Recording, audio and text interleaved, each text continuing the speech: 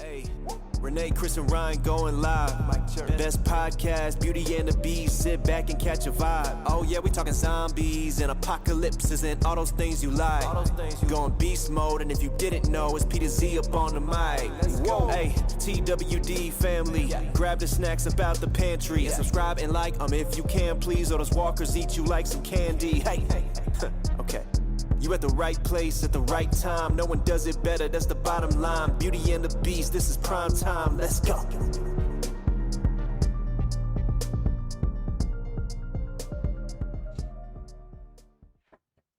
What's going on, everybody? What's up? What's up? What's up?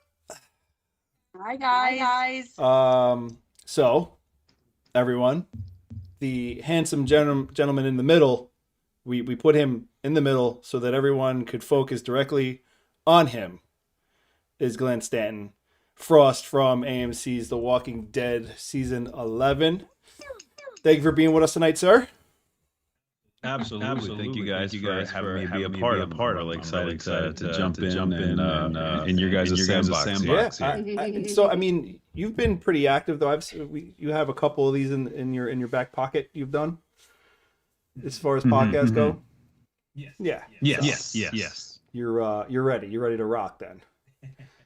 Not exactly a podcast newbie. No, he knows what he's gotten himself into. Maybe not exactly. with us. Yeah, maybe not with, he doesn't really know, but he knows. Thank you all for being here. We see that we have Linda. Linda's here because Linda's got a plethora of questions ready to go, and she loves hearing her answers live. Pi is here. Pi is from Finland. Dave is here. Dave is actually a good friend of ours, and he is also here from. He's got his own podcast called Squawking Dead, and they've actually been diving deep into fear. Which I don't know. Have you paid attention to anything going on over at Fearland? I haven't. Now that I've been on the show and like part of the, I want to go back and kind of like just jump in with everything, but I have not gotten into fear yet. Yeah. Don't worry, you're not alone. And it's no insult to fear. Fear is great. We've definitely. I watch Fear. Ryan tends to like waver on a little bit. Renee loves Fear. So. But yeah, it's as far as the Walking Dead universe as a whole. World Beyond or anything like that, have you been able to dive into any of the other side pieces yet? I haven't. I haven't been able to watch a whole lot. I've been I've been filming a couple of things over the last couple of months. So I've been like behind. My queue is piling up. My wife is trying to patiently wait for me on most of it. Yeah. Is it? Exactly. Yeah. We got an echo. We're gonna try to solve our echo real quick as we go through this. All right. Renee, I know. If you want to jump right off the bat, I know Renee had a question for you as far as your character. Renee, you wanna start it off with that, and we'll take it from there. Yeah. So, at the end of Frost's time on the show, my big question was, did Frost give Daryl up to Pope? Did he betray him? Well, I'll be honest. They did not tell me either. So I was personally like, no, Frost is a G. He's gonna ride and keep that info tucked with him, take it to the grave. Well, I don't know. Like that was the fun part of what. Oh damn.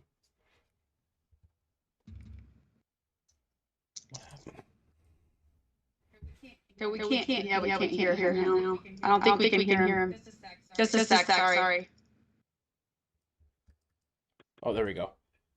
Okay. There we go. Yeah, my microphone was X'd out. That was so weird. Sorry about that. Right. No worries. I'm also going to make sure that I am do not disturb, so my computer's not making a bunch of noises. But yeah, Greg Nicotero added this little moment it wasn't even in the script to my memory, but this little moment between me and Pope, and then these little subtle things at the very end to really leave that in the air of what does Pope know, what does he not know, what did I give up, if anything, or is this just another game because Pope was such a master manipulator, essentially. Any like cult is that master manipulator. So you're always wondering, is this just the game, or does he have something? Yeah, I had written an article. I write for Undead Walking, so I had written an article that Frost would not give Daryl. He had too much integrity. He wouldn't do it. So. Well, it's especially. I feel like especially the triage of Frost and Agatha and wait, what is Marcus's character? Duncan, thank you. Like the three of us, Maggie and being so close to her. And I know for me, I built a little backstory for me as to why this was so important as well. Like with other stuff that was just like for me, and I talked Barnes, who wrote the first episode of the final season, about that as well. So like we had this whole thing of like the loyalty. That was a big thing. Even Jim was saying about him, was just the fierce loyalty to Maggie. So yeah, I think he kept it to himself. I think I took it to my grave. I agree. Thanks for answering that. Absolutely.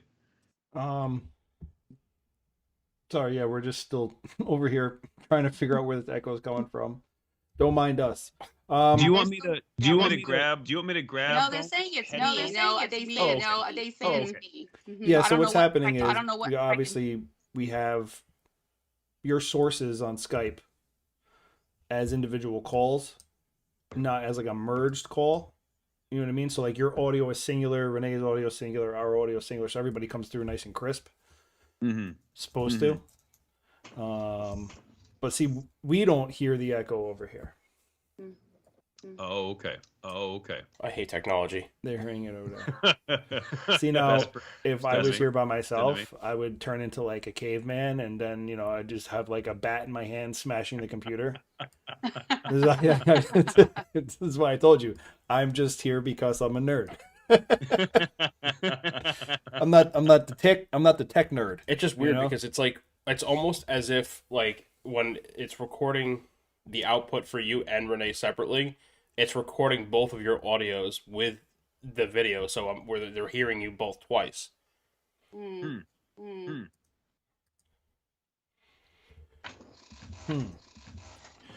Well, just keep clicking. I'm trying. If you click enough, things eventually just happen, and then you don't know what you did, but it's fixed. That's how technology technically works. Does it? Yeah. Just keep clicking. Thank you so much. And Chris. I appreciate you. And with that, I'm going to go right to Linda's questions. Linda, who is, like I said, she's out in France. Hopefully she can hear me. She wants to know, so when you were originally brought on to cast, your experience with that, and then basically being welcomed by everybody. We've always heard, so usually this is usually like a really good standardized question that we ask everybody, especially in the past when like Andrew and everybody was there. Anybody who was a new cast member who was, stepping on to set for the first time and brought on, always felt like this very warming family type atmosphere, embrace by everybody. And, the curiosity I think is there, is that with obviously Andrew not being there anymore, and with the cast members that are there now, when you step on set, has that like family atmosphere carried on when you join?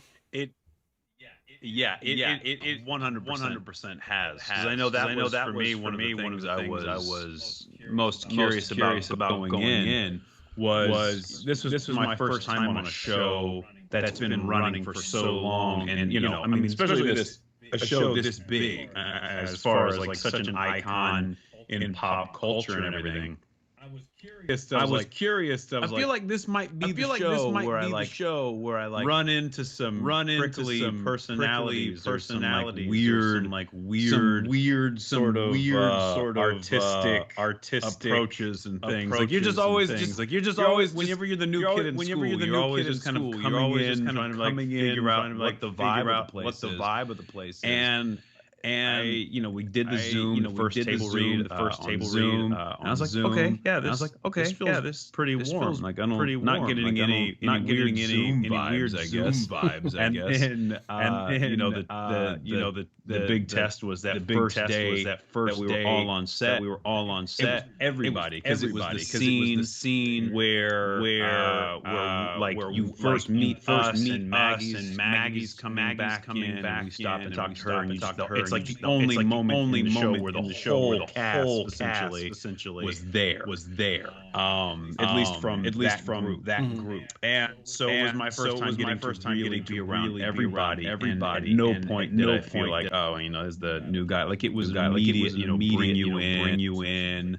Especially because like you've been in this business long enough, you have mutual friends, and so like Ross came up to me. He was like, our mutual friend, and he said their name, Shane. He was like, our mutual friend Shane said to tell you, hey. I'm like, oh, Shane. He told me to tell you hi, and it was a very quick thing, and I felt very quickly that everybody just kind of put their arm around us and welcomed us aboard to the Walker killing crew. So, sorry, we just got a great confirmation. The echo was gone, and I almost knocked the microphone over to do it. I was like, look. So, this is why I hate technology, right? Mm-hmm. It was doing exactly what I thought it was doing. It was recording both of your audios twice and streaming it to OBS, which is our platform which we use to stream to YouTube. Right. And so all I did was I said, okay, well, if one of the outputs is recording both voices, why do I have to have both outputs recording voices? So you just muted one of them, and it worked. Okay. See? Like I said, if you just keep clicking... No. Okay. Stop clicking right now. All right, it was a little bit more This involved. is what me and my cousin came up with, and I love it. It's like one of my life mottos. Okay. JFGI. Just effing Google it. Oh, well, yeah. Yeah. It's true. And Or that's what I did. YouTube. I mean, it's a good motto to live by. So I apologize. We are back on track. Yes. Nope. Okay. Oh, so Dave, you'll have to answer Dave in private. Dave's tech nerding out right now. Yeah. Dave, who runs his own podcast, was in the chat trying to help us out, and he goes, "No, I'm curious on a technical level. What was it?" So, second part of that question, she'd like to know who greeted you first. Now, you just mentioned Ross. Was Ross the first person to really like bring you in? I feel like probably yeah. It was probably Ross, and then I'd say the person I became like closest to, the quickest was Lauren Cohen, and it was funny because it was one of our long days, and early on, and she said, I can't remember how the conversation came up, but I said something about my dogs. And so she immediately wants to see pictures of them. And so I pull up pictures of my dogs. She pulls up pictures of her dog. We start like doing what dog parents do that don't have like regular kid, like actual human children. And just, we started, gushing about our dogs. And then from that point on, we were pretty good. We were pretty good pals throughout the course of the show. And I'm also very proud of getting her to start reading comic books as well.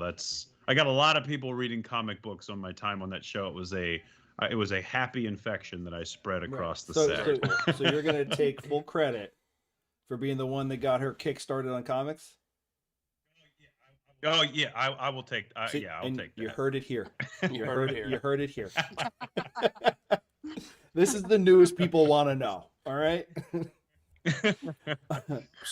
And I also because one of the things I did is I gave her a comic book, and this is how I always try to get people into comic books in ways that don't necessarily have to do just with the comic, but more to like their interests or whatever they're doing. and I just happened to have this comic book that I was a really big fan of, and I don't want to say it because she actually started to move some things on it. But there was a comic book that I loved, and I told her, I was like, "Look, if you're considering reading some, you should read this one because every time I read this comic book, I can see you as this main character." And so she immediately, like, she asked me about it. I started explaining it. She said, "Shut up, shut up, shut up. Yes, I have to read this. I want to read it now." It's already, apparently, it was like right in line with what she and her creative partner were talking about her next move would be. And so she immediately goes and reads it, and we started texting about it. So if that comes to fruition, I will be on Twitter saying I introduced her to it, and I will absolutely take credit for that. Yeah, I will say this too. We were looking for you on Instagram. You know, if you just type in your name, there's probably like, I don't know, 10, 15 Glenn Stantons that pop up, right? And they're mostly white guys in the Something UK. like, yeah, it's weird. Yeah, you're right, actually. Yeah. But if you want to know how to decipher which one is the Glenn Stanton, he's the only one who's followed by, by Lauren Cohen, by the way. That did stand out, not gonna lie. Kind of a thumb in your eye. Like, oh, that one. That's the one right there. Yeah. I was like, well, this is good.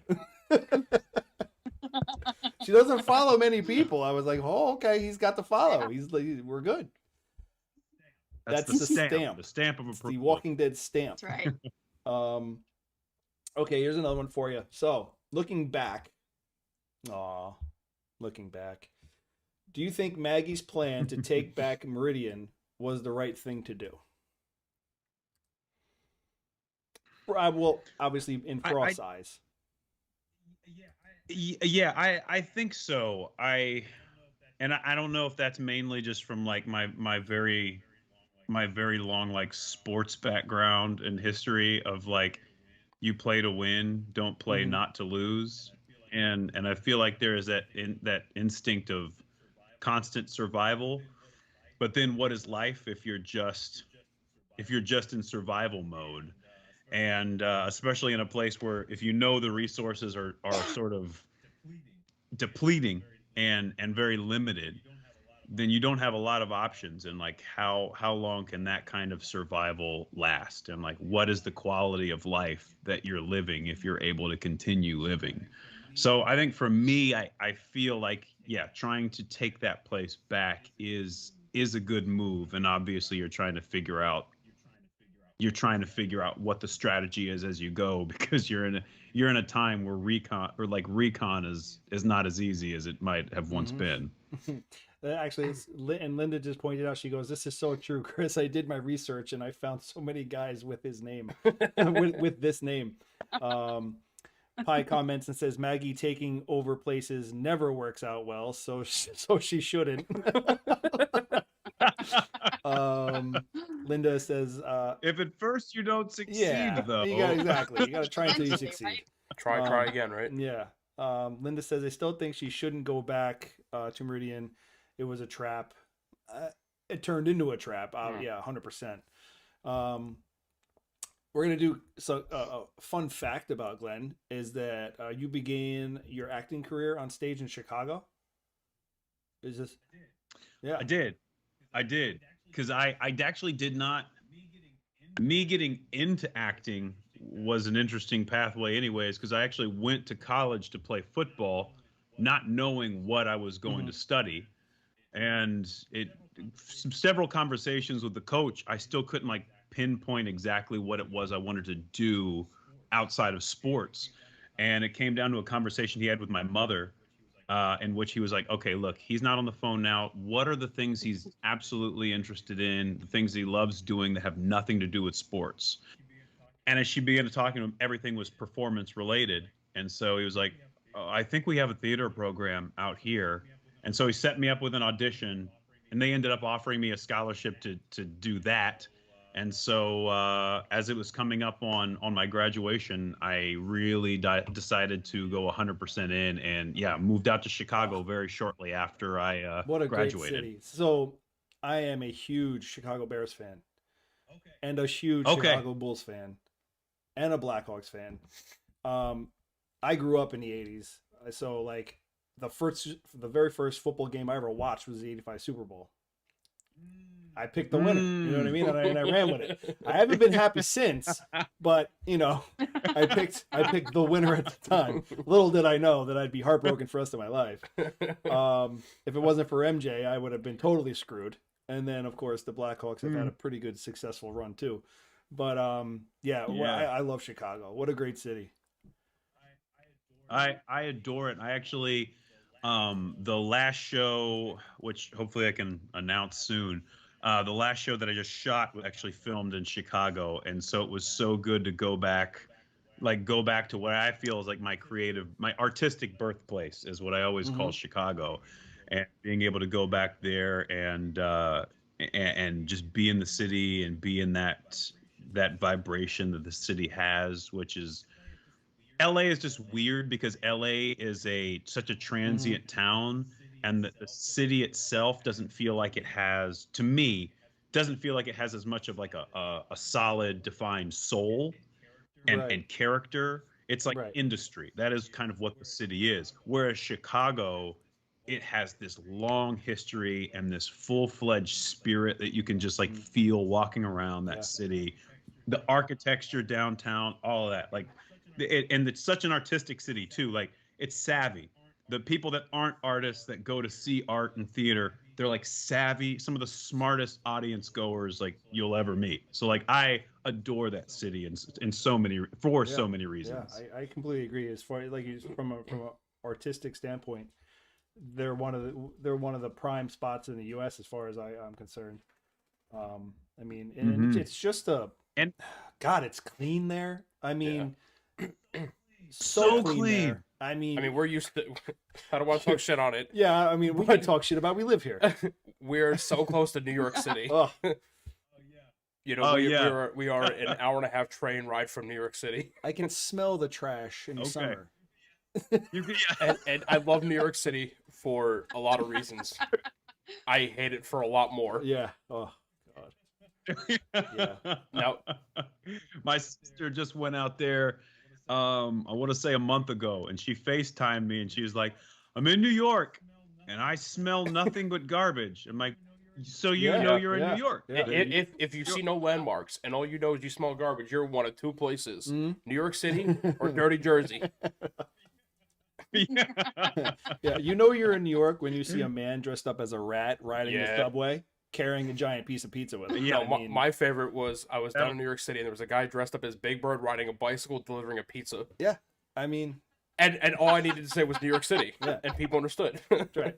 Hashtag New York City. This is where you're gonna see the weirdest shit. And the difference between the people that dress up in New York between the people that dress up in LA is like the people in New York that dress up seem happy about it. When you drive down Hollywood Boulevard, that's a sad drive, man. Like if you're down there.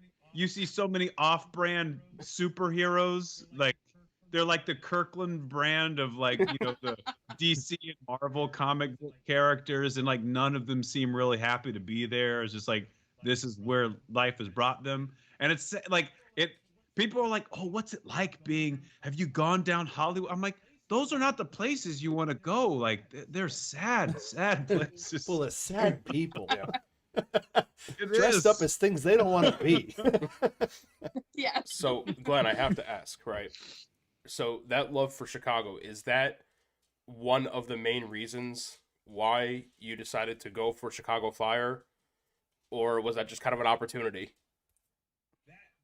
That was an opportunity. That was like when I moved to Chicago, honestly, I had no aspirations at the time to be in film and television. Like at the time I was doing musical theater, and I transitioned to like doing a lot of Shakespeare, and I was traveling all over doing Shakespeare.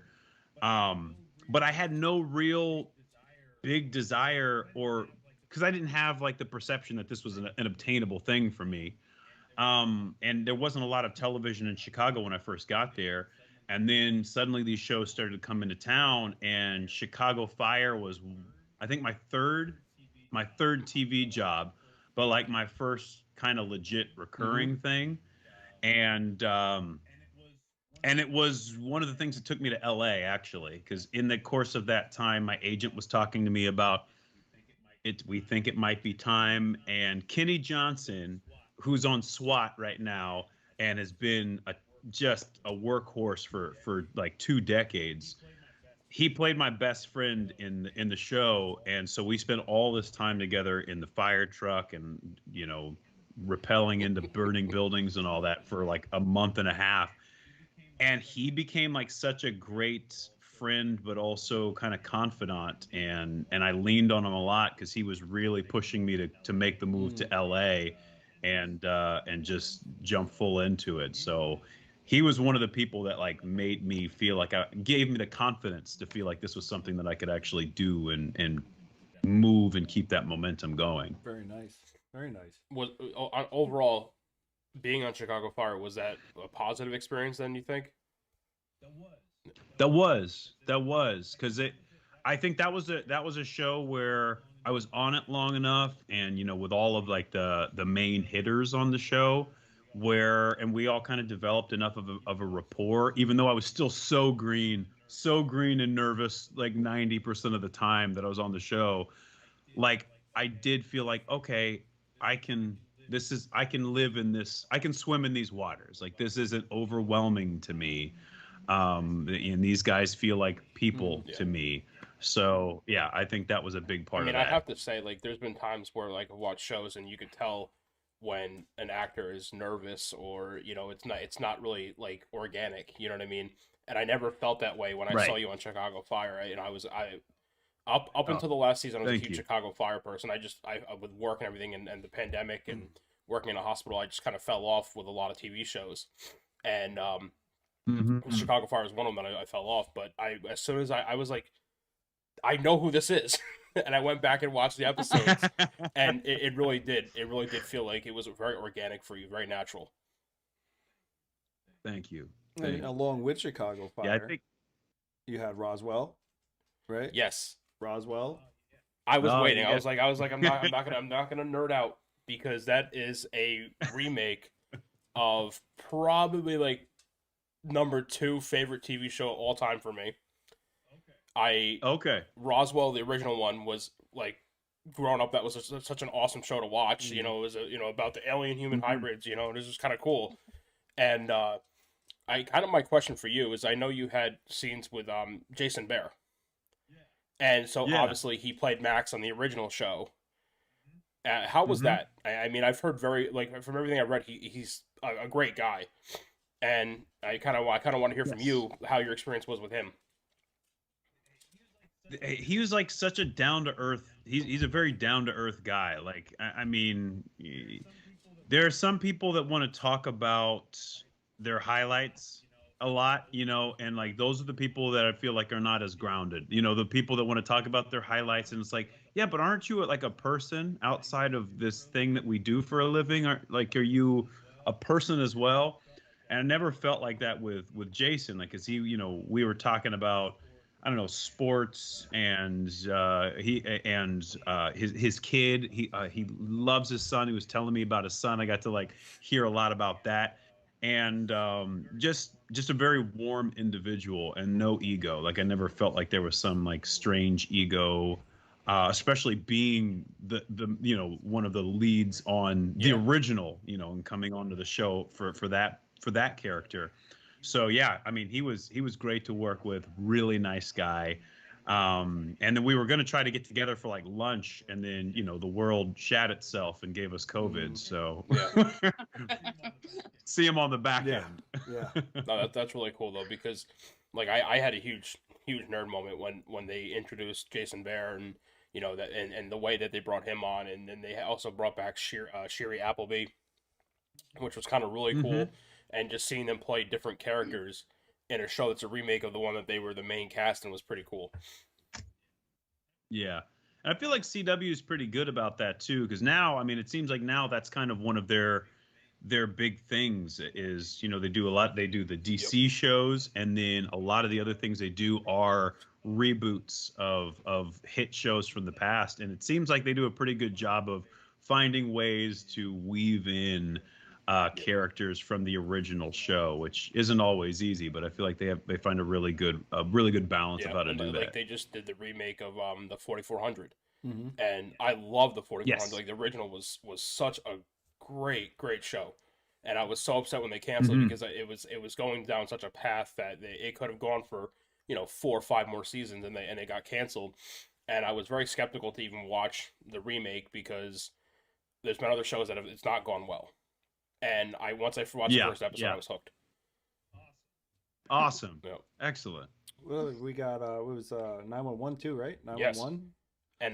And is that an LA thing? Yeah, that is that film's that's out what I here. thought, yeah. And I will say that was one of those moments.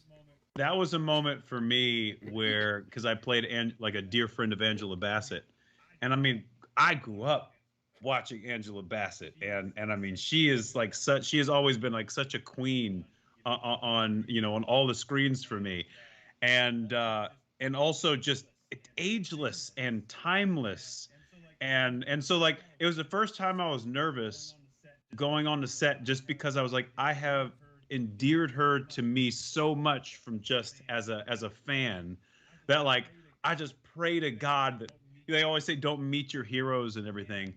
And oh my Lord, I enjoyed filming that episode so much, and she was another person who was just so incredibly warm and also effortlessly charismatic. There are just like those people that they start talking and they just draw everybody into them as they go.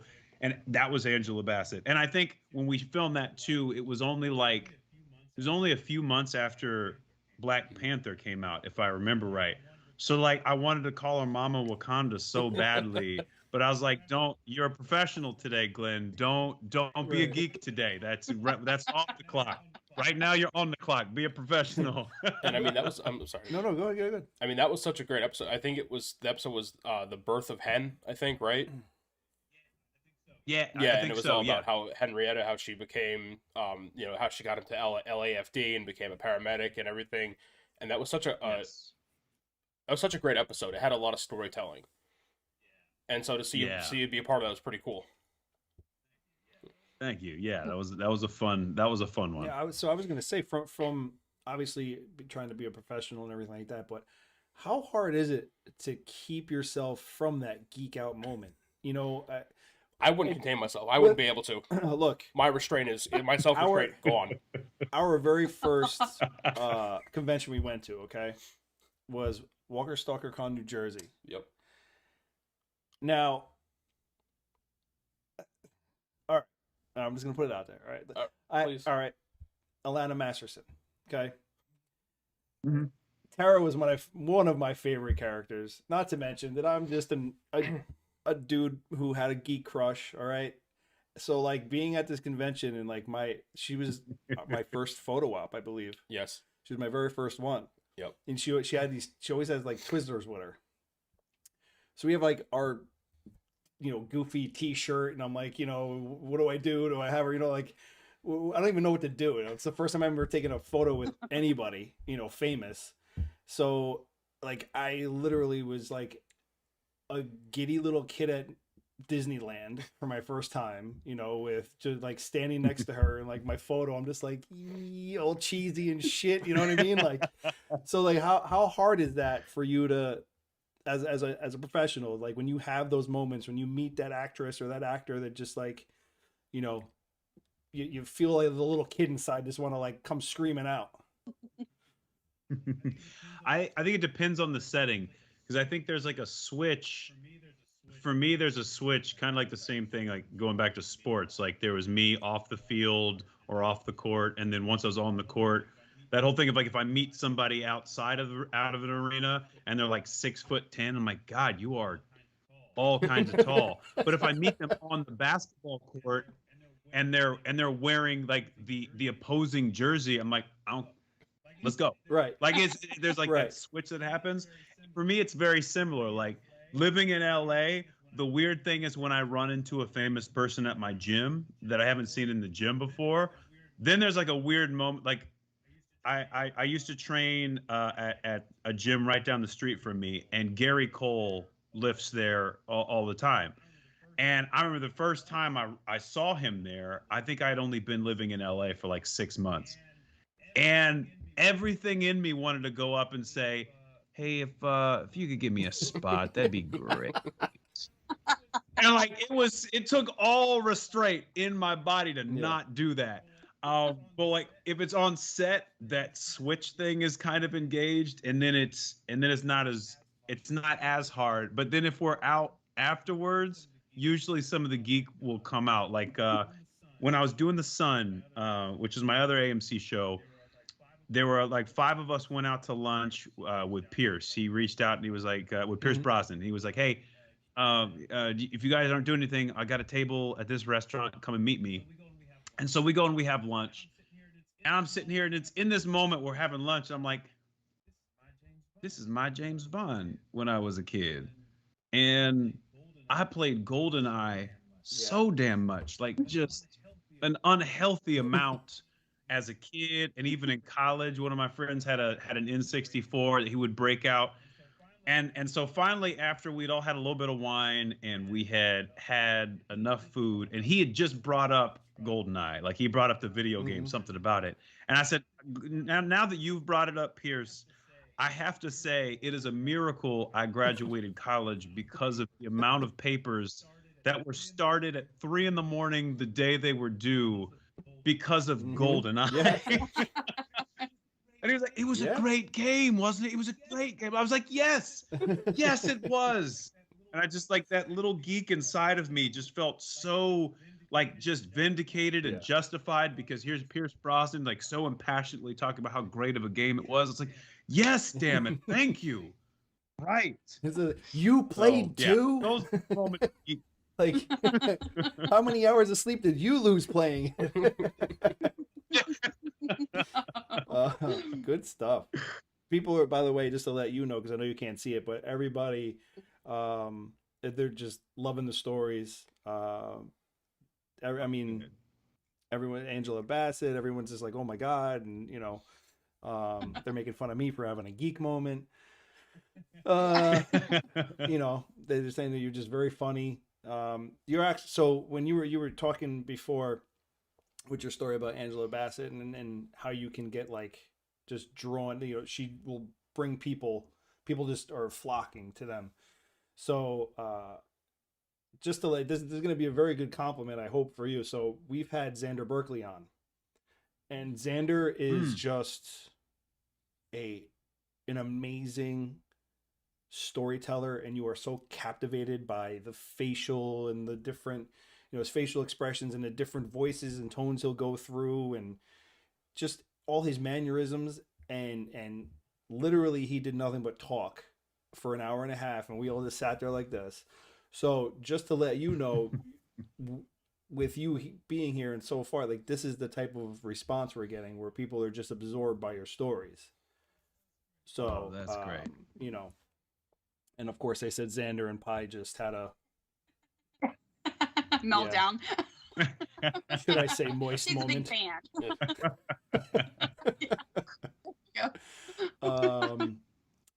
We're gonna get right back to a question. Let me see. So Linda wants to know Daryl's comment to Frost when he says, just because we shared a bag of grain does not make me give a shit about you.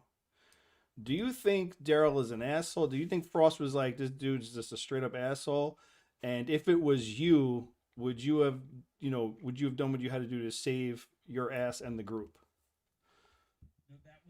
No, that was actually, so that was that scene and the torture scene were two of the hardest ones to act, because the game that was happening there was what was being said versus what was actually going on.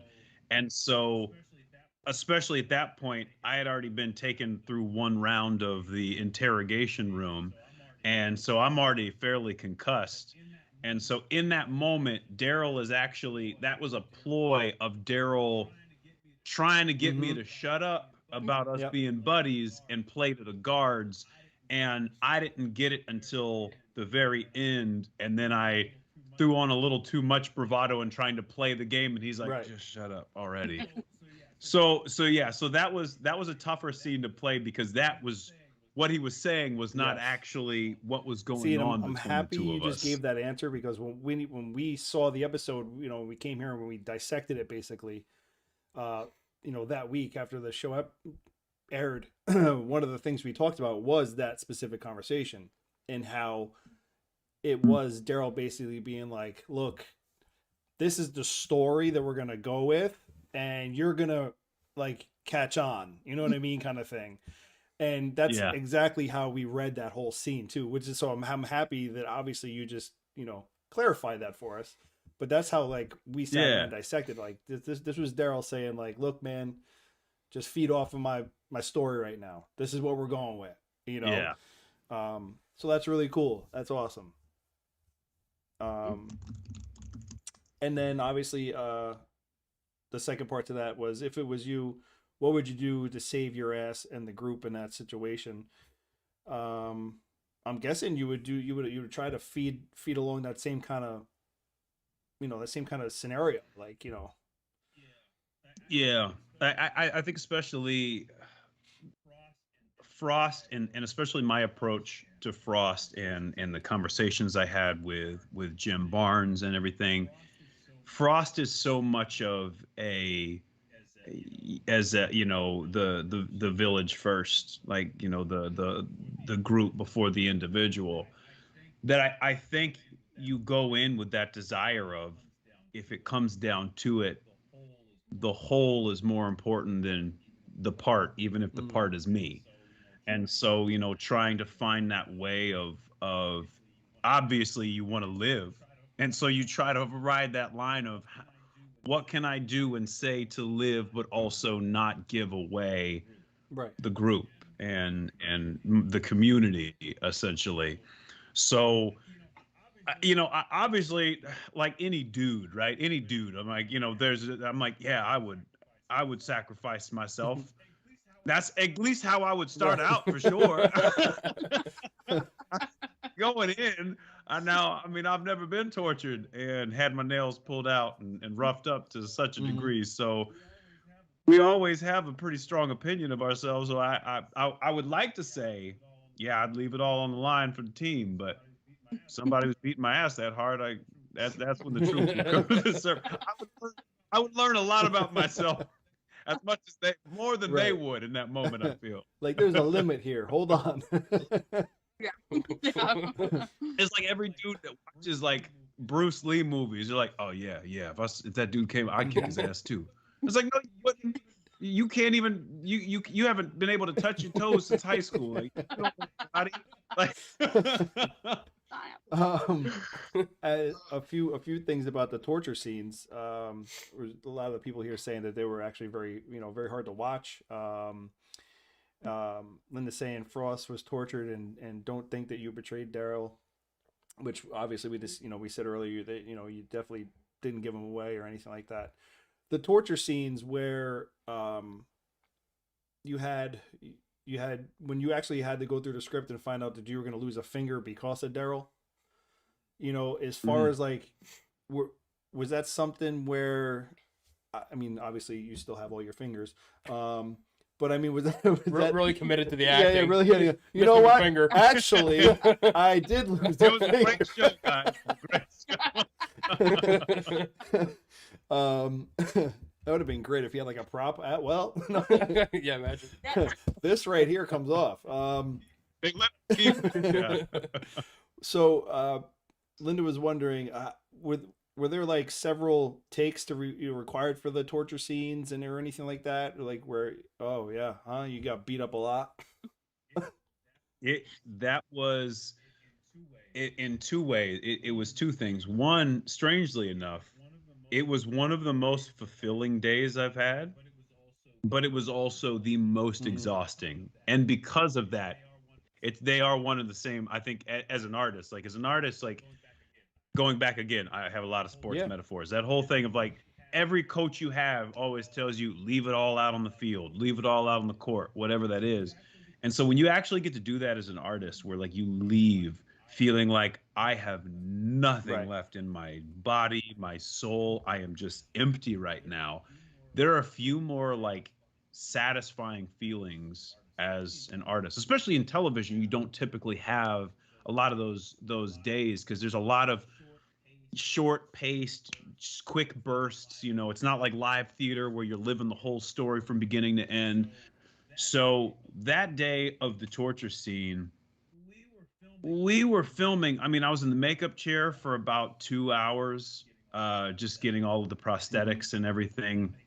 And that makeup team is unbelievable. And like, if you got to sit in a chair for 2 hours with people, some of the best people you can do it with. But then to go from 2 hours of sitting in that chair to then I think we were filming for 9 hours on that day. And I'd say I would guesstimate that we probably did that scene about 40 times. Wow. And it was so kind, because the actor that played Pope, he was who I love Richie. I've loved his work. I think he's such an incredible actor and artist, and just a really warm person. I loved that he kind of was watching out for me too, because we started the day out, and Greg Nicotero comes up to me. He says, "All right," he's like, "So what I want to do is," he's like, "I'm going to start the coverage out on these guys. So you and Norman can sort of get into a routine and build the beats of this torture scene before we turn the cameras around, and then we can really just kind of just have it for when we get to your coverage." I was like, "Great."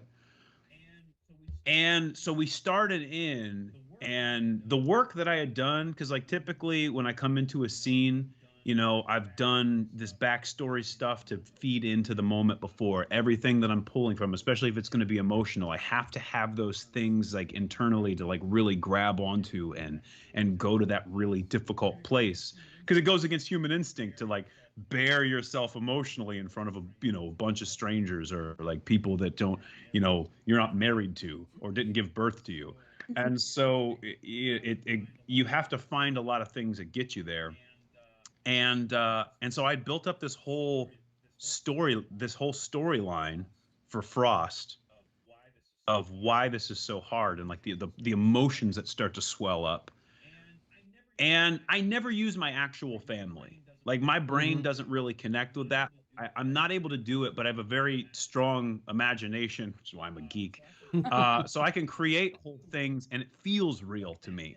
But that day in particular, it was the first and only time this has happened, where in the middle of the work, all of the backstory stuff that I built completely evaporated. And the thing that was in my head was my little sister and her son, who is like a carbon clone of me. We joke about, I don't have to have kids because she already gave birth to my son. and so it was the two of them that replaced the two people that I had created in my storyline for myself. And as soon as that happened, the emotional well became infinite. Like it was this thing of like, all of the emotions that were bubbling up were so real because I just kept seeing my actual family in that place. And so we start off, and I like my emotions get there immediately at the very first take. And we're about 4 takes in, and Richie comes over to me and he goes, "Glenn, I just want to say, fucking bang out job you're doing. It's great work. You have enough in you for when they get your coverage. Are you going to have enough left for your coverage?" and it was so great, because it's like, that's what a seasoned actor who cares is going to do. They're going to support a younger actor just to make sure they're not empty in the chamber before they're in the gunfight. And I looked at him, I was like, "Richie, I really appreciate that." I was like, "I don't know why." I was like, "But this well that I'm in now is just infinite. And I don't think I'm going to run out." And it's like, all right. Well, good on you. Can I do anything for you?" And I was like, "No, I think I'm just going to get quiet and kind of go into my place in between takes and then just jump in." He's like, "Well, then I'll leave you to it. Great job." And he did. And 40 takes, I had to maintain that same level of like just intensity and the all the journey that you go on emotionally. And somehow we did it. I mean, and I'd thank my team and like the castmates with me, because like the support of them, that keeps you going. Like when you feel everybody is with you, it makes it that much easier. And Greg Nicotero is such a generous director as well, and like the support that he was able to lend in those moments too.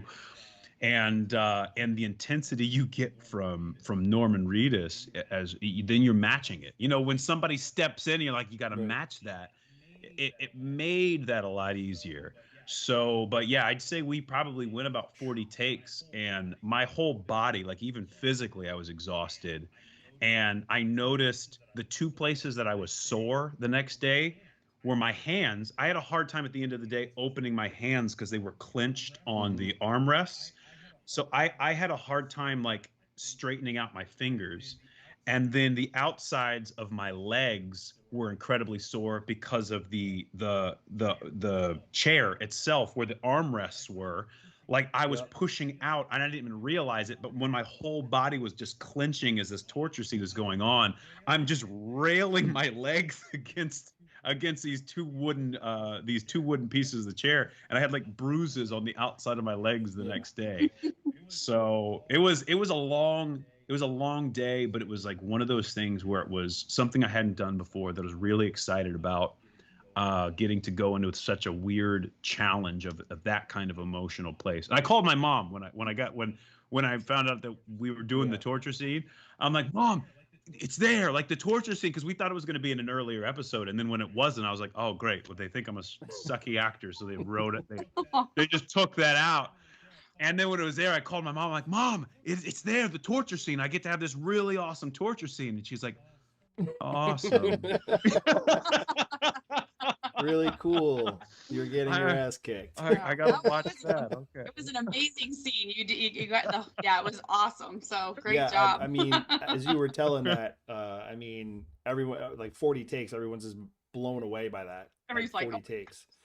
Saying that, you know, this is very intense, you know, having like, I guess it's one thing that I would say the average person really doesn't even think of when they're watching something like that is, where did that actor have to put themselves in their mind in order to become that part of that character, you know, and a lot of them do say that, you know, they'll dig deep, they'll go into like some weird, insane place about, you know, death in their family, somebody getting hurt, you know, freak, you know, anything like you know, you ran over my dog, you know, some shit, you know, that it really triggers that switch inside that gets, you know, that emotion to rage, you know.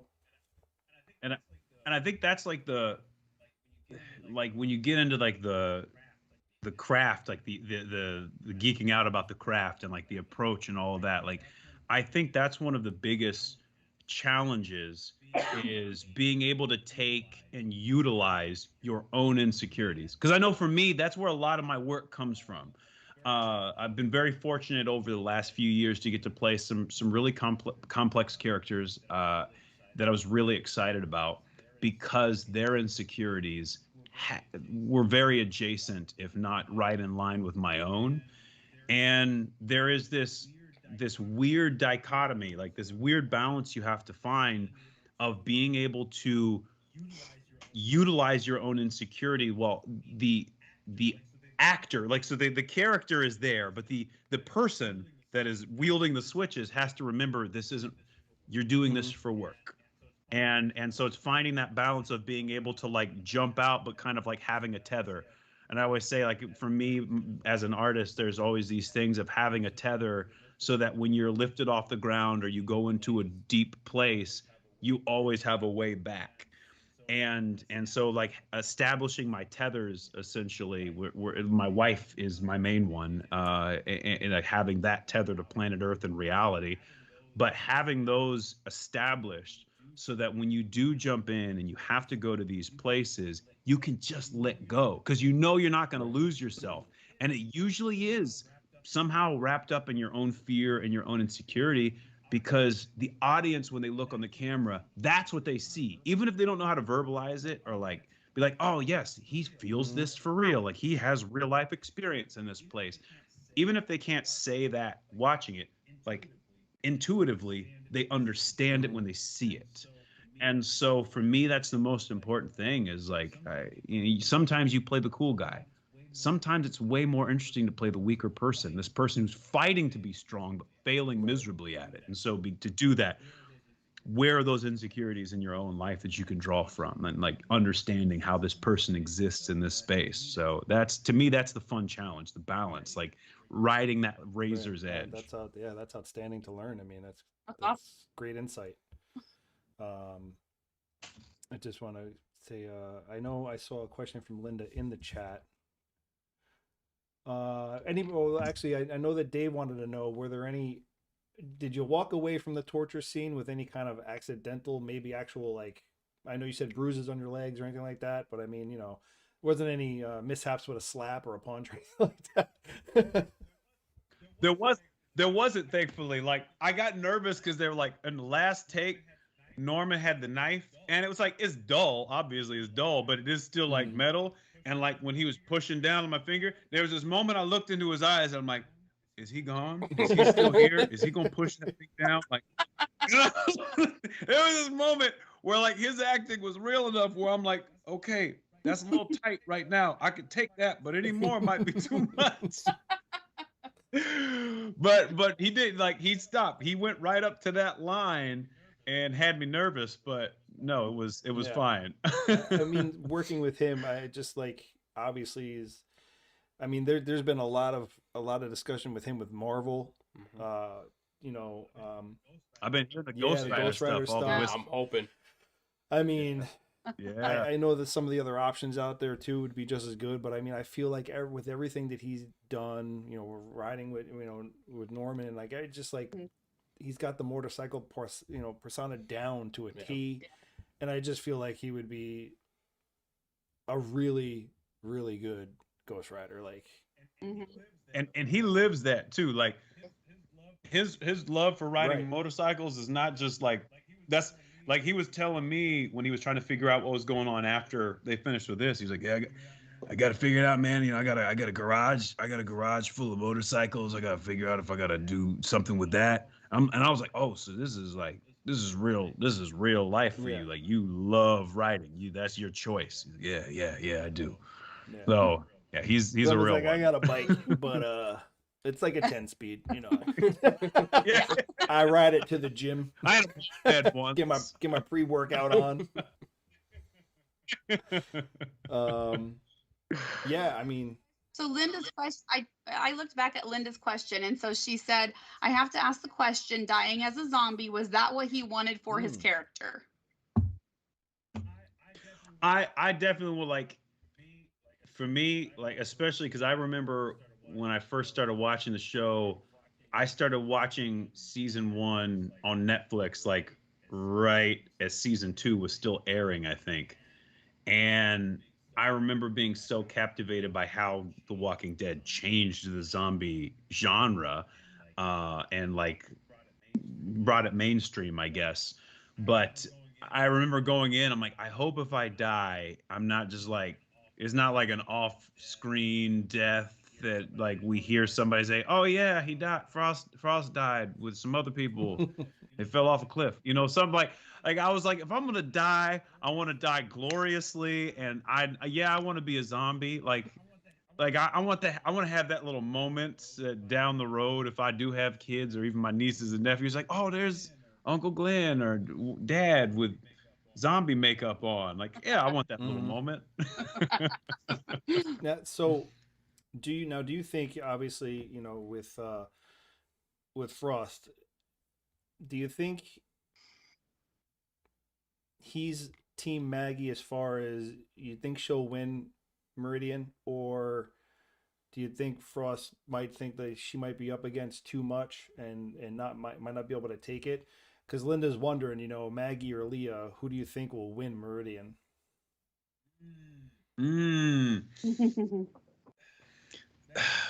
That's tough. Like, you want to talk about two incredibly fierce women. Absolutely. Like, I mean, they got the that's Huacha. They got the Huacha. Yeah. We just like saying it. If it wasn't for my 15-year-old son, I would have never knew what the hell the thing was, because he just learned about it in school. Like, what's a Huacha? And he looked at me. He's like, a Huacha? Oh, excuse me. Let me tell you what it is. I was like, oh, well, please educate me. From from the mouths of babes. It's like I want to go with my emotion and say Maggie. Just because anybody that can deliver with such honesty and truth and ferocity so many 1 to 2 page monologues, I would never challenge in the fight, period. So Maggie's got some long monologues, and like anybody that's ever acted, a monologue is hard to justify and stay in it for so long. So anybody that can do that and sell me and captivate me, I'm like, yeah, you can conquer the entire world. And there is I don't know, I think the thing about Maggie, is sort of like, again, another sports thing. I watch ESPN and FS1 all the time, and Colin Cowherd is one of my favorite guys doing. And one of the things he was talking about with the great athletes that are like the all-time greats, he was like, the biggest thing with the majority of them is they're hard to explain. Tom Brady, not the biggest, not the strongest arm, nothing about him physically is elite. And yet he is Tom Brady. He was like, it's hard to explain. It's not something you can just look at and put your finger on. To me, that's kind of Maggie, right? Like with Maggie, there's nothing you just point right to and you're like, oh well, she's the greatest warrior. Oh well, her stratagem is impeccable. Like there is just a quality about her that, like, come hell or high water, she is still here. And even if the people around her are fraying, there is like this certainty that she just seems to walk in. Even if she has doubt, like she still moves forward. Like to me, bravery is not an absence of fear, but it really is like this absence this lack of being paralyzed by it. Like the more fear you have while still moving forward, the braver you are. And to me, that's Maggie. Like she's unflappable no matter like what she feels or like the odds or the obstacles. There is just this innate ability to like look at it and say, all right, well, that's what we got to do today. And she's still here. Yeah. So I think that is my explanation of like why I lean Maggie. Yeah, and I mean, you also have to think about her character and what the burden that she drags around with her that fuels that everything, and all the development she's had throughout the show and all the stuff that she's been through, losing her entire family. Yeah, everybody. And then losing her husband, the father of her child, and going through all that trauma. Yep. Has built her into like this kind of like forged in fire badass. And the kind of restraint too, because like some people, like I've seen some of the like going through it, like some of the Twitter rage with like some of the things she was saying or the choices she was making and this, that, and the other. And they're like, well, she shouldn't have done this, or well, she shouldn't have done that. And I'm like, that's fine if that's what you feel, but also let's talk about the unbelievable amount of restraint it takes to see the man that brutally murdered your husband and understand that there is a certain amount of resourcefulness and necessity to him. And instead of doing what everything inside of you is screaming to do, which is put him down like the dog he is, going to let him live. And we are going to utilize the information and the skill set that he does wield. Because that's what leadership is, like being able to put aside your emotion and your own personal agenda for the greater good of the group. And like, to me, there is no greater showcase than that very thing, that little weird relationship and duo between Maggie and Negan. Oh yeah. And there's so many. So I have like a bet with everyone that I think,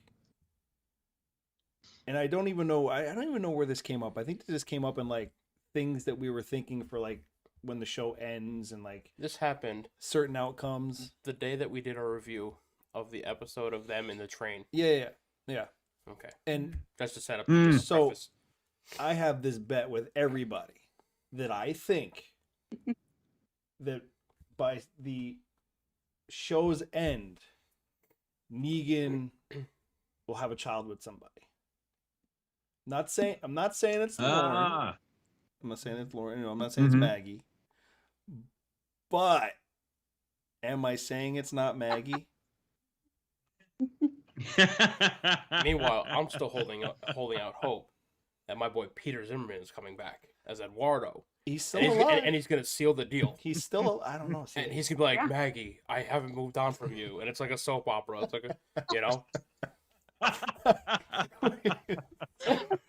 Sun will rise behind him, and he'll be with his spear, chin high in the air, the hair flowing in the wind. He's got to ride on a horse, ride in on the horse. Exactly.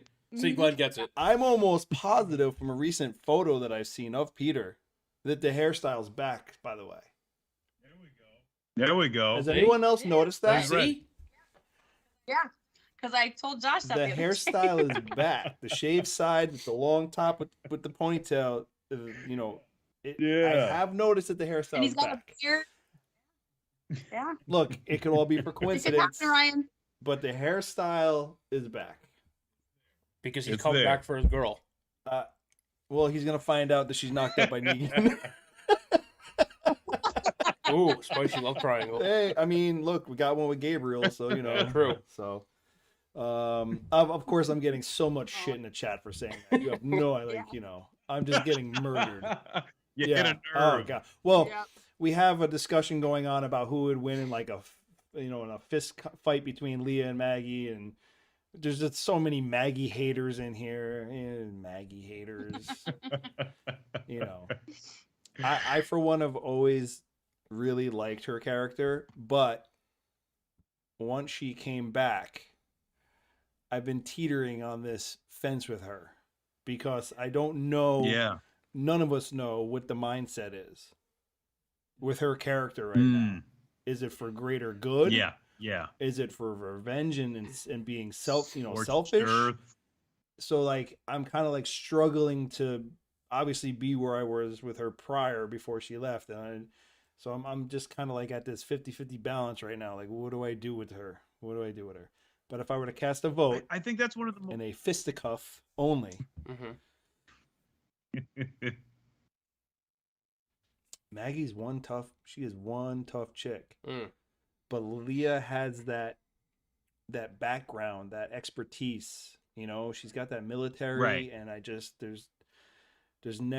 just no quit in those types of no people. matter who wins, it feels like, does anybody win? That feels like one of those fights where both people are just so bloody and exhausted have an Apollo at Rocky the end. Here Or where they like knock each other out. Yeah.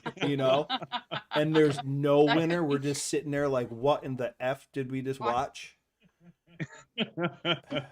Like two people. Yeah. Where'd the kiddie pool full of Jello come from during this? Like, what? I don't even. How'd that happen? All right. So Linda had another question. I can write my own script. Now I lost it. It went up in the chat. So she says, Glenn, now it's just between us. Can you tell me if Maggie killed Georgie and the twins or not? And everyone's like, we want to know this. I feel like that's where AMC puts the little red dot on me and like, say something, we dare you. You're gonna lose your internet. Yeah. And then suddenly I disappear. It'll be like, I don't. Oh, and we lost him. He's gone. It would be like the ending of The Sopranos, just mid blackout. All right, folks. That's been the show. Have a good night. So Kevin Dowling directed the one episode, right? But he also was involved in The Sun, right? Yes, that was one of the most exciting things for me because he directed my first 2 episodes on The Walking Dead, but he also directed my first 2 episodes on The Sun on AMC. And I think he was probably a big part of me getting that job because I'd say he's the first TV director that I worked with that I really felt like we developed an actual relationship. Like there was a friendship and like a lot of trust that he would give me, especially in The Sun, because in The Sun I had a lot more that I had to carry emotionally and a lot more to do just with dialogue and storyline. My character had a lot more effect on the trajectory of the season. And it was my first time. That show was my first time having that much weight on a show. And the amount of trust he gave me in that show, and he has this ability, and even Lauren, like when Lauren found out that I'd worked with him before, like she came up to me and she just gushed about how much she loved working with him, and that was really everybody on the show, because he's an artist through and through.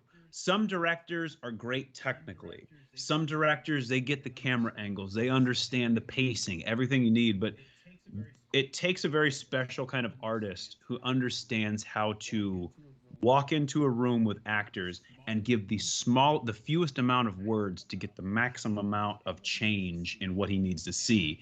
And because of the fact that he cares so much, none of the artists and actors are nervous about or even thinking about, did I look stupid in that? Because they know he'll come in and be like, we were almost there, but let's try it again and make this little adjustment. We know that he's not going to let us look dumb. We know he's not going to lead us to do something ridiculous that's unjustified. He understands the way an actor thinks and how to speak to actors, and that is not an easy thing for a lot of directors to do. So, like, I could gush about working with Kevin Dowling forever, but no, that was when I didn't know that he was directing those episodes until I was already in Georgia in like my week quarantine. And then I looked on one of the emails and I was like, oh my God. I started directing text messaging my friends from the Sun and be like, Kevin's directing me in The Walking Dead. So yeah, that was a very exciting moment for me finding that. And speaking of staying, so you stayed in Sonoy when you were like, I heard you were talking about like how you watched the tour groups go through and all that kind of stuff. Yes. So I thought that was really funny. How yeah, I was right on Main Street. It was great too, because like most shows, if you're a guest star, they put you up in a nice hotel or something, somewhere, send a driver to pick you up, but like, when you're working on a show like The Walking Dead, they pull out some of the stops for you. So, they gave me a wonderful loft apartment that was right there on Main Street in Sonoya with this huge outdoor patio that I spent most of my time reading on, just overlooking down the Main Street there. And I would hear the tours. They're like, oh, and this is where the governor shot so-and-so. Oh, and remember that one thing that caught on fire? It's right here. And apparently a lot of terrible things. I couldn't remember because I don't have that kind of memory, but a lot of terrible things happened in the building that I was living in at the time. So that's cool though, because to be downtown, and there's so many fun little shops, everything. Like, you got everything on that strip. Did you get to meet German Abraham, Chris? I didn't. No? I didn't. He was like right on the corner from probably right where you were. Down in the basement. Okay. I have to tell the story because I think it's hysterical. And I think you know what the story this is. Probably. There was I won't say the name because there's a lot of drama associated with it, but there was a convention that we were at in Jersey, right? 2017. We went to New York City. Oh yeah. Went to a bar. Oh yeah. And we were with a bunch of friends from the convention, and so I, at this point, have already had a couple of drinks. And I lean over to Chris, and I go... That's how every great story starts. Right? Yeah. I was like, bro, is that Michael Kulitz? And he goes, no. He was like, that's Chris. We just met him 15 minutes ago. And I was like, oh, that's right. That was a good one. Yeah. He looks a lot like I'm like, him, dude, so. we literally just talked to him. He's like, a cosplayer. And the best part was having to give him a ride back to the train station. Jesus, right. Yeah, that was good. And he couldn't tell us where his car was.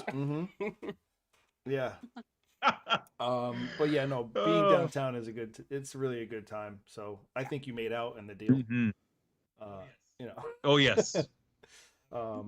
Especially with all the tours, you get to see like the people the diehards. I'm sure you've realized by now that the Walking Dead family is just hardcore.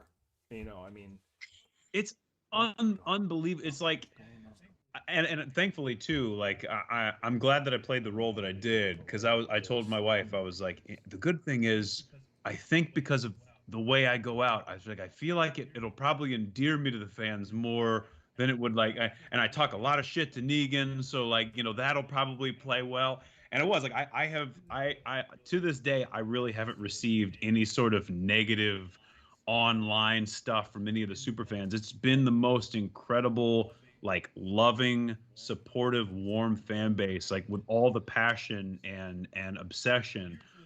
Usually that can breed a lot of weird things, but I know for me and my experience, it really has been nothing but positivity. Especially like, yo, Brazil has like one heck of an intense fan group. Yeah. Like I have like suddenly a lot of Brazilians, and I love it because Brazil is one of the most beautiful places I've ever been too. So I always, every time I'd see like anytime I do the Instagram live, like Brazil is showing up in force, and so I'm always like, hey, obrigado Brazil, we love you. Like it's no joke. But no, as overall, it was really overwhelming, just the amount of support, even before the show aired. Like just once it was announced online that I was in the show, the amount of just excitement, and suddenly then like people are going back and like, oh, I see you're going to be on the show. I started watching the other stuff you've been on. I'm like, that's awesome. Like I don't have that kind of dedication to anyone, so I really appreciate that. Yeah, they, like you said, like Brazil. There's this Germany, the Walking Dead. Like, Yes. Oh my God, those people. They're all. I mean, it's an amazing excitement. They're all just fantastically out of their minds. Yeah. But Yeah, I'd say like Germany, Brazil, and France are like the three biggest like groups that I've noticed on like comments on like my posts and everything, and or like some of the sliding into the DMs and giving me greetings in languages I don't speak and having to use the Twitter translate. I hope they're not cussing me out. Oh, okay, I love you. Okay, that's good. And then That's even good. when it translates, most of the words aren't where they're supposed to be. So it's like, I really enjoyed your bloody death. You know what I mean? Like, cool. Thanks, I think. You were much bloody, me very sad. I'm like, okay, I get the gist. Yep. I'm gonna assume you're a much more articulate and like eloquent speaker than Twitter Translate gives you credit for. Linda has confirmed that France does indeed like you, so no worries. All right, good. The entire country as a whole. Pi is still throwing jabs at Maggie's face, just relentlessly saying that she's never actually built anything. She's just stolen from other people and then destroyed it all. So, Pi, I have a funny like feeling that if Pi were to have an opportunity to fight Maggie, it's going down. It's going down. Yeah. My money's on Yeah. Pie. I mean, so do you like Pi? As in the dessert do you like pie? Yeah. I can go Okay. ham on some Oh, pie. you can handle some pie. All right. There it is. So Glenn, do you have any like upcoming stuff that you can share with us yet, or is there? I know you said that some of the stuff you can't yet. Wait. Oh, Christopher, you want to go ahead? Yeah, well, because Detective Linda says you have a lot of projects at the moment. Some of them are I Propose a Breakup. Yes. After a Love Story and The Ancient. After a Love Story. The Ancient. That one has been. Is that right? Yes, The Ancient. The Ancient is an animated piece. It's been in post for a while. I think they're trying to get everything together to finish the post. But after a Love Story is a short film that I'm really excited about. Like I'm really excited about that coming out because that was one of the more, going back to that whole like exhaustion and fulfillment. That one took a lot in the days that we filmed that, like the amount of like just guts just being yanked out of you onto the floor. That was really exciting to like get into that place. And I think it's only like 12 minutes long. So right now it's about to do sort of like the film festival circuit. They're in the midst of that. and then I'm hoping that that'll probably drop on Amuleto or YouTube or something. There'll be an online distribution for that. And then I'm about to fly out the end of this month to I am doing my first lead role in a feature film, and I'm flying out the end of this month. It's called Penitentia, and that one's really exciting too. It's about, my character is a lawyer who is an acquitted felon. So he was convicted of a felony that he didn't commit, but he like was sort of like something he could have stopped. It was a person that died that like he didn't know what was happening, but feels responsible even though he was acquitted of the crime. And now he's a lawyer, like while he was in prison. Sorry, there's a speaker somewhere in my place that is talking. Was it Alexa? Alexa tends to chime in. Yeah. Yes, she wanted to give her 2 cents. She's like, I'm sorry, I couldn't find that for you on the internet. Sorry, no results found. Sorry, no results found for that. Bluetooth speaker that was like attached to my wife's phone in the other part of our home, and it just started talking really loudly in the living room. But yeah, so my character in Penitentia, now he's a lawyer, and a lot of it is really about this young man that came out of the inner city, and now he is in this place that is not built for him. He's, being a person of color, and this is a very white world, a very rich world, and just like the challenges of being true to himself while trying to swim in waters that weren't meant for him. So I'm really excited about that one. It's the challenge. It's going to be probably the most challenging project I've done, just because of the amount of work that I have to do, and like they want to shoot this whole thing in like 3-week span, which that's a lot. So I'm gonna be running on coffee and adrenaline probably for that entire 3-week span. That's amazing. So, that's a lead I'm role. excited That's about amazing. that one. Good. I'm so sorry. Very nice. Congrats on that. Thank you. And then so obviously Renee was leading into, do you have anything else that you got that you can let everyone know about? So that way they have something to look forward to or anything like that, or? I hopefully I can announce it soon. There is a TV show that I'm in another few episodes coming out, and as soon as I'm allowed, I'll be announcing that on like the socials and everything. But I don't think I'm supposed to announce it yet. So like I'll play caution. I'll lean towards caution on that one. And well, we don't want to get you, in that kind of Trouble. Yeah. Even though everyone's gonna, Appreciate as soon as they're probably done, they're gonna start looking for anything they can find on the internet. Any clues? Yeah. I'm trying to get your handle for Instagram? It's Glenn Stanton Drama. That's what it is. And Glenn with 2 Okay. N's. Yeah. I just wanted to, so I could let everybody know, so that way they can go give you a follow if they haven't yet already. Just look for the one that's followed by Lauren Cohen. Appreciate it.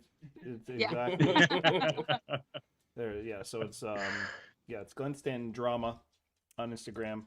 So if you guys, if you want to be in the know and get ready for the announcement when it is coming out, when he does announce it, you guys will get the drop on it. So there's that as well. Absolutely. And then I had one other Linda question. Oh, so Linda wants to know, as far as the genres that you prefer, do you have one that you like love over the others, comedy or drama, or any fantasy?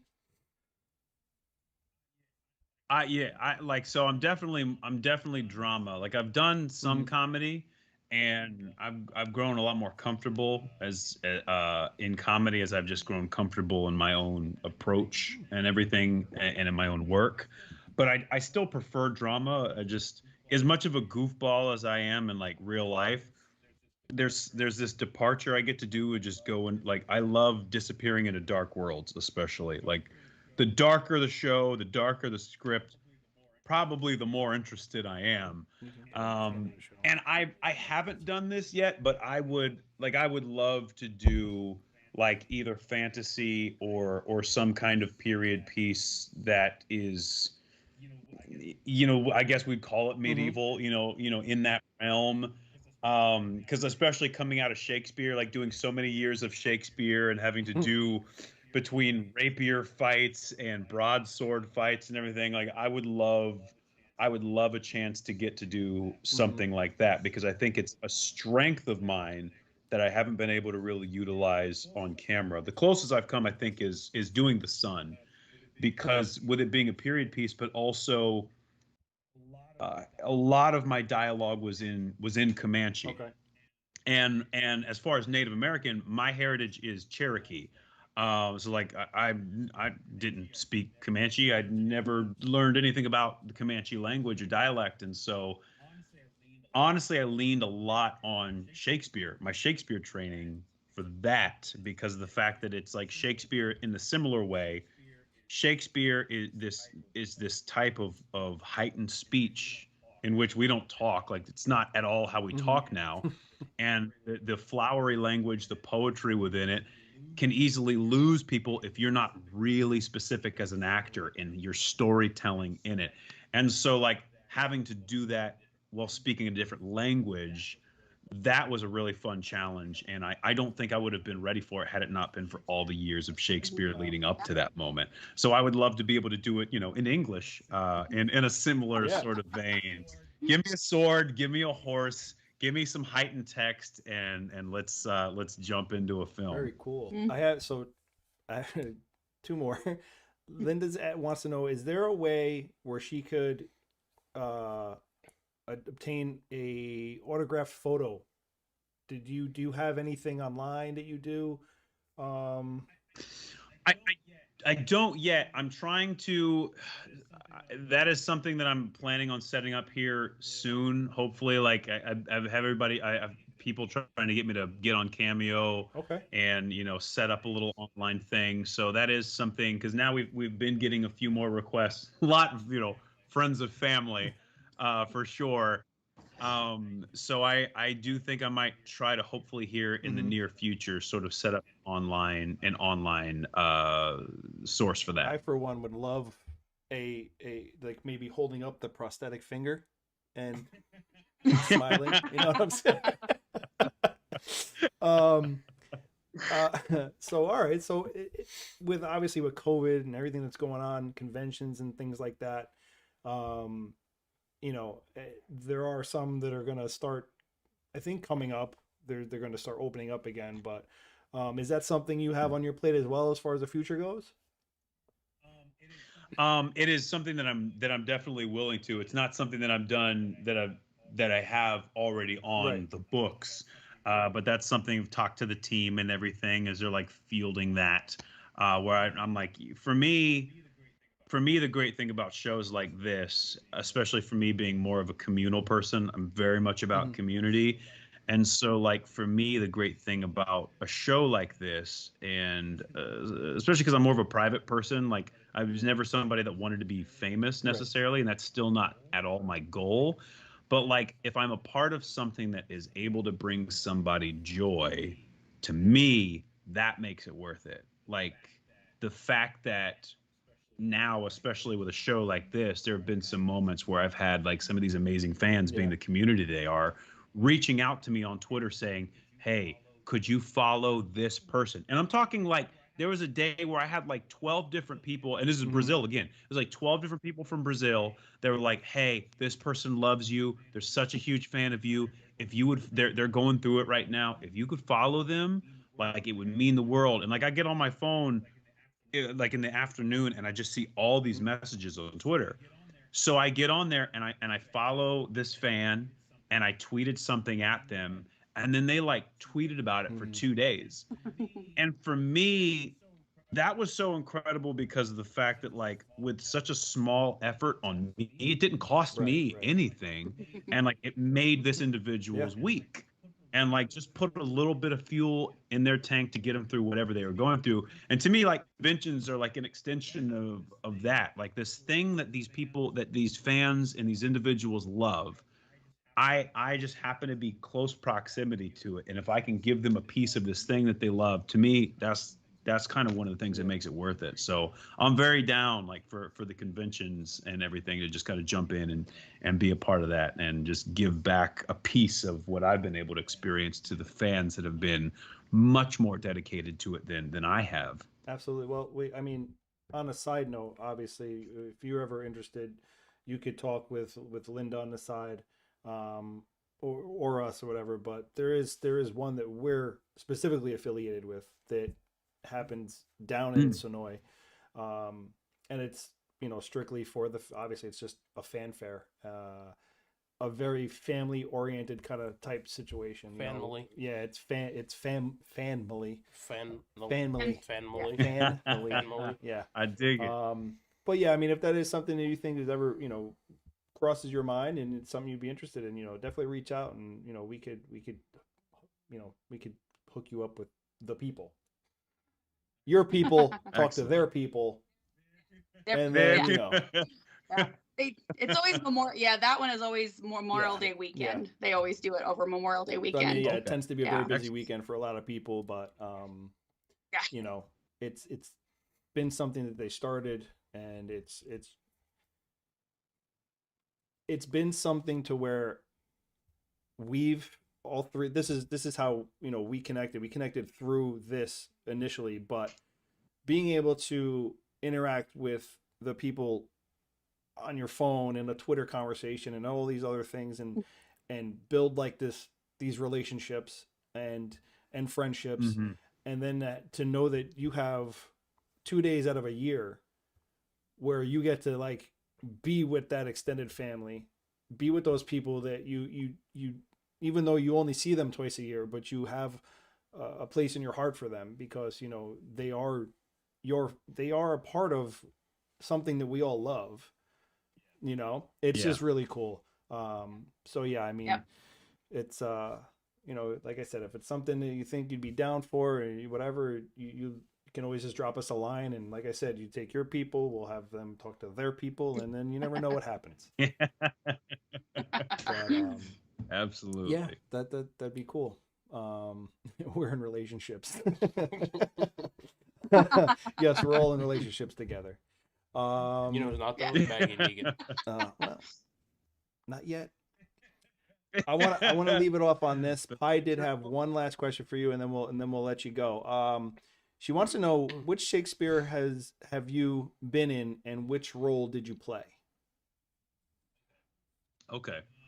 I was in one was Titus Andronicus, which was one of the more badass ones. Anytime you're killing someone's children and feeding them to them in a pie, it's an intense storyline. If any of you that don't know Shakespeare, our director called it Shakespeare's perfect B revenge horror film, and I think that it's a great way to describe it. Very Game of Thrones. But I played, yeah.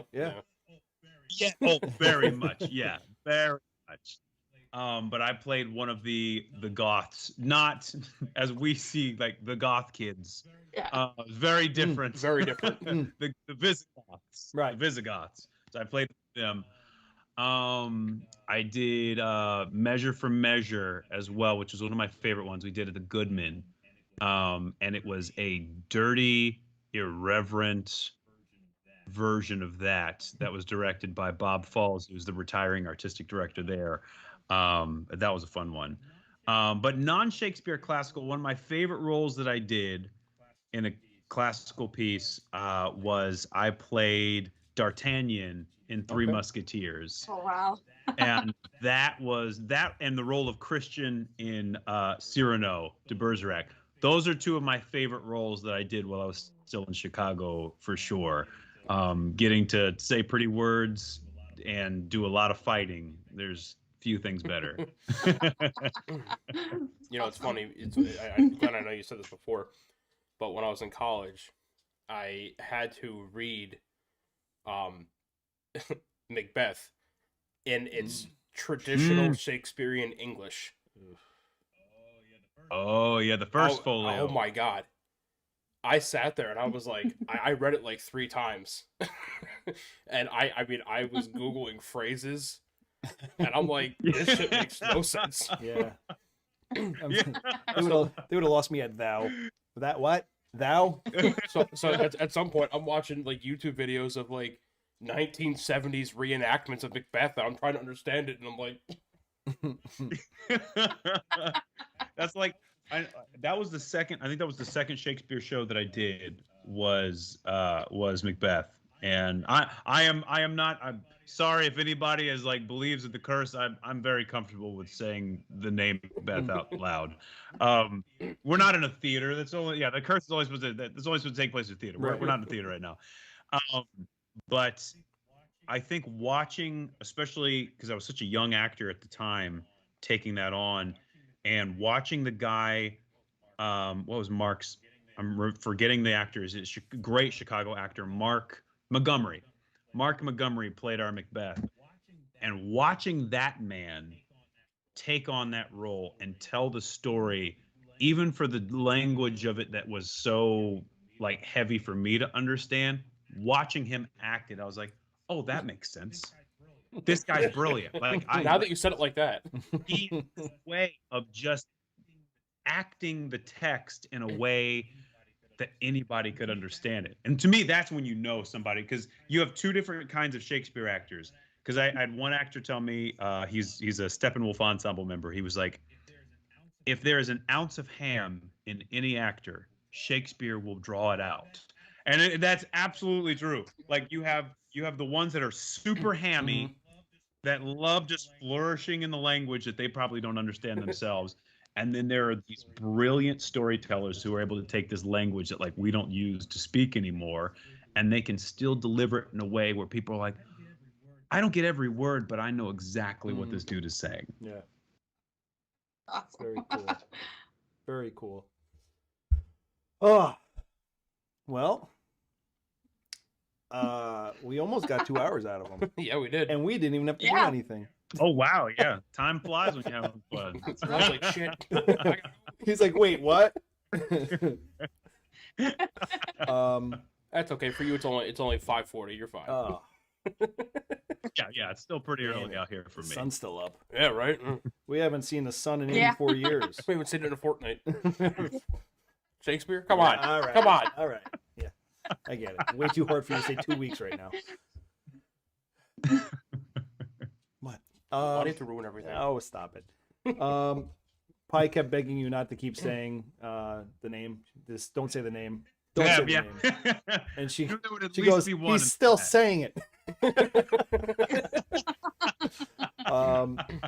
We are very grateful and thankful for you spending some time with us and everybody here. Everybody is saying thank you for your time. Thank you for the great stories. Very kind, very humble, funny, and we definitely appreciate you taking some time out of your day to come and hang out with us for the very first time. It's amazing. Love, you're a very good, eloquent talker, and it makes the show just go. Just flow. Yeah, I mean, I looked at the clock. I said, "Holy shit! It's almost been 2 hours." But it's great. I mean, this is what we're all here for. So we definitely appreciate that 100%. I guarantee you'll get some Instagram followers as well, and everybody will be waiting for the news you're going to be dropping soon, and then take it from there. Obviously, I hope this isn't the last time we speak, and you never know, maybe we'll see you in the future if things all work out. And wish you continued success, man. Keep killing it. Hey, thank you guys, and the kind of community you guys have built and everything, and like I'm always in awe. Like I've tried to do a podcast like 3 different times, and like I need partners because I don't have that skill set. So anytime I see people that are doing it successfully, I'm like, hey, look, I know how bad I've been at trying. So like, kudos to your success in being able to sustain it, because I can appreciate it just from my own failures. So I appreciate you guys reaching out and having me be a part of it. So thank you. Thank you so much. Thanks, guys. Everybody out there, we know it's late, early morning for most of you. Go to bed, guys. Appreciate it. Yeah, thanks for hanging in. We will see you guys next week. We'll announce what day we'll be back next week. And yeah, we'll figure out what we're going to talk about, or we can see if Glenn's busy and then just Just come over 2 hours. hey, we'll just sit here and just burn it, But thank you, everybody. Love you guys, and we'll talk to you soon. Glenn, thank you again, sir. Thank you, Glenn. Yeah, We'll thank you so much. All right, everybody, take care. Yep, you too. Hey, Bye. Renee, Chris, and Ryan going live. Best podcast, Beauty and the Beast. Sit back and catch a vibe. Oh yeah, we talking zombies and apocalypses and all those things you like. Going beast mode, and if you didn't know, it's Peter Z up on the mic. Whoa, hey, TWD family, grab the snacks about the pantry. Subscribe and like if you can, please. Or those walkers eat you like some candy. Hey, okay. You at the right place at the right time. No one does it better, that's the bottom line. Beauty and the Beast, this is prime time. Let's go.